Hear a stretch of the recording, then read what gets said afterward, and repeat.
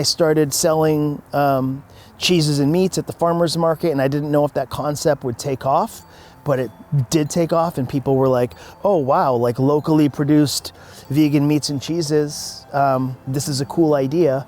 And then it just kind of went crazy from there. We make sunflower-based cheeses, which we add hazelnuts and oats and other ingredients. Our most popular cheeses are the Topsham Jack, which we use local hatch chilies from Watley Farms, sharp white, smoked cheddar, and then we have like an Herbes de Provence cheese round, and then we have other seasonal cheese rounds. Sometimes we do truffle, sometimes we'll do like a spicy one.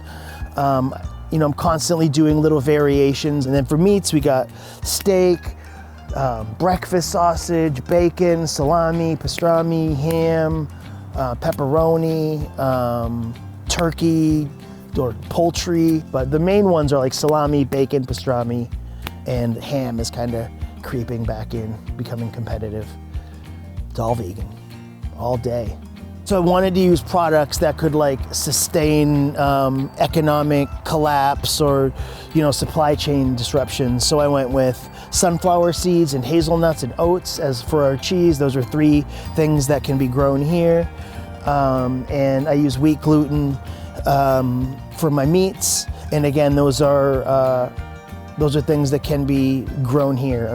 There's nobody producing wheat gluten, but if I had to, I could wash all the starches out of some local wheat to make my meats. So our vegan foods are for the most part apocalypse proof. Beyond that, I try to just find things like ingredients that I'm personally excited about. Like I was showing y'all black garlic. I like to try to incorporate wild foraged stuff or more obscure stuff. All of our cheeses, they're fermented, they're aged. We use we use vegan versions of the cultures that people use to create real dairy. Our meats, they're really smoked. Like we really smoke our meats. Like there's no liquid smoke in our kitchen. And so with vegan food, we're not used to having things that are actually smoked. I do everything I can to make stuff taste like the real thing, because I miss those flavors, and a lot of vegan food just has a lot of garlic and salt in it, and I like to have more waves of flavor. I do this work. I've been vegetarian my whole life, and so it's just a given that I'm vegan for the animals. I think it's great that it's better for the planet. I feel like there's just not a lot of great options for vegans in Maine, and so I'm trying to make stuff that can any restaurant can use my stuff. Anybody can bring in our steak and have an awesome steak on their menu. Just in general, food that's made in smaller batches, food that's made locally, for the most part, it's just gonna taste way better.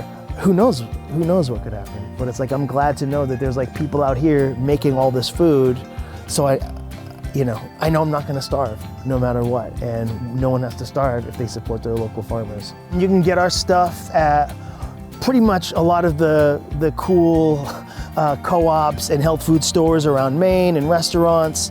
You can find us at the local Brunswick farmers markets, winter and summer, and when possible, we put stuff online for sale. And the best way to keep track of all that stuff and the new places that we're at would be to visit our Instagram, Midcoast Vegan, sign up to our mailing list on our website, or check for us on Facebook.